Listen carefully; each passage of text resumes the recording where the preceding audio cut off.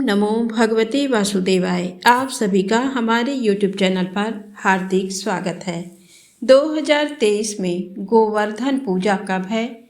आइए जाने शुभ मुहूर्त, पूजा की विधि, व्रत महत्व और पौराणिक कथा। कार्तिक माह के शुक्ल पक्ष की प्रतिपदा तिथि को गोवर्धन पूजा का पर्व मनाया जाता है।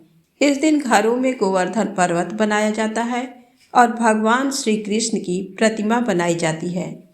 इसके बाद शाम के समय गोवर्धन पर्वत और भगवान श्री कृष्ण की पूजा होती है और उन्हें अन्नकूट और कढ़ी चावल का भोग लगाया जाता है।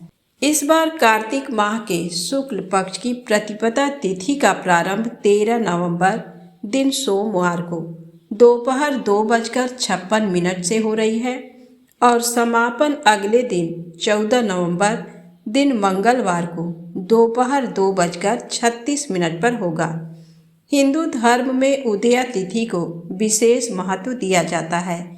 ऐसे में गोवर्धन पूजा का पर्व 14 नवंबर को मनाया जाएगा। पंचांग के अनुसार शुभ गोवर्धन पूजा प्रातः काल मुहूर्त 14 नवंबर को सुबह 6:43 से 8:52 के बीच है। ऐसे में गोवर्धन पूजा के लिए 2 घंटे 9 मिनट तक पूजा का मुहूर्त रहेगा। गोवर्धन पर घर के आंगन में गोबर से गोवर्धन बनाकर पूजा की जाती है। गोवर्धन पूजा को प्रकृति की पूजा भी कहा जाता है। इसकी शुरुआत स्वयं भगवान श्री कृष्ण ने की थी। इस बार गोवर्धन पूजा के दिन शुभ योग बन रहे हैं।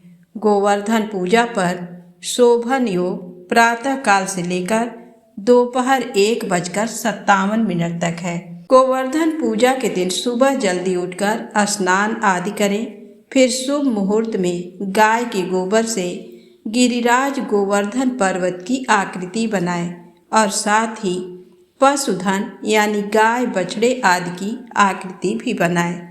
इसके बाद धूप दीप आदि से विधिवत पूजा करें। भगवान कृष्ण को दुग्ध से स्नान कराने के बाद उनका पूजन करें। इसके बाद अन्नकूट का भोग लगाएं।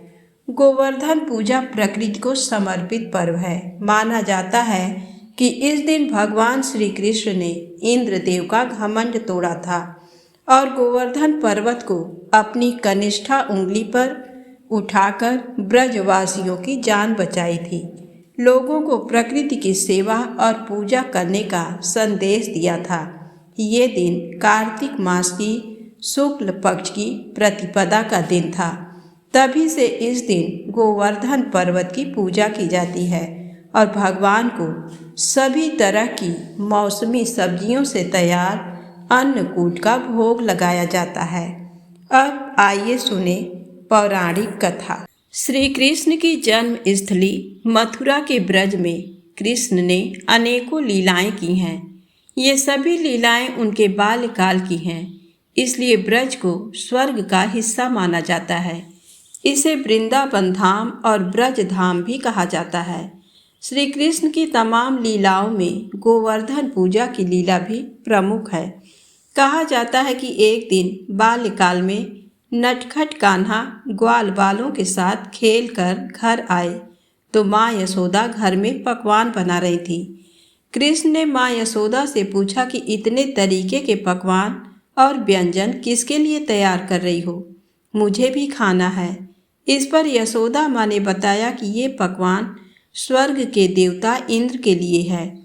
पहले उन्हें भोग लगाया जाएगा, उसके बाद ही बाकी लोगों को खाना खिलाया जाएगा, नहीं तो इंद्रदेव नाराज हो जाएंगे और बारिश नहीं होगी, जिससे जमीन बंजर हो जाएगी और लोगों को अनाज नहीं मिलेगा। इस पर 7 साल के कान्हा ने अपनी माँ से पूछा, क्या आपने कभी इंद्र देवता को देखा है?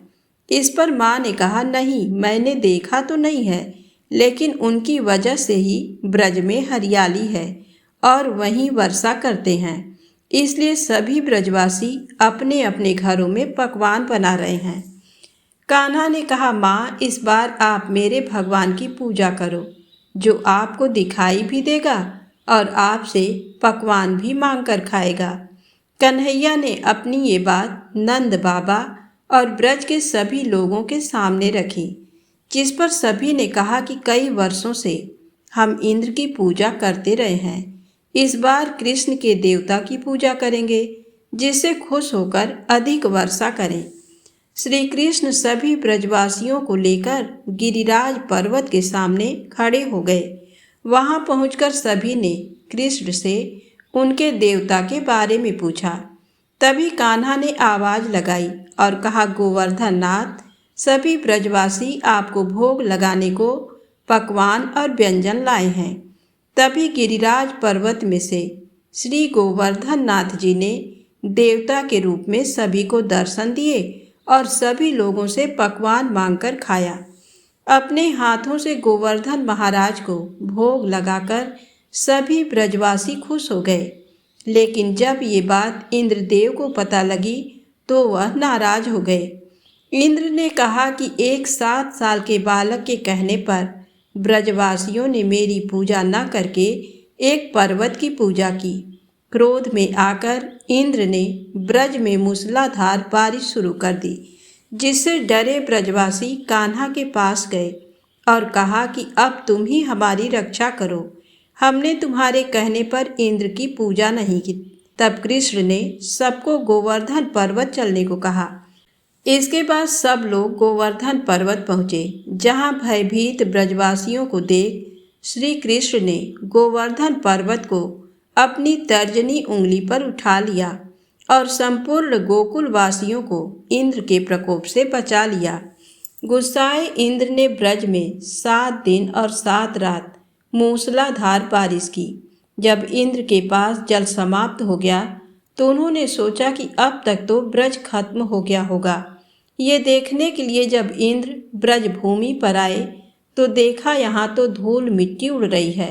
वहीं कृष्ण 21 किलोमीटर में फैले विशाल गिरिराज पर्वत को उंगली पर उठाए हुए थे।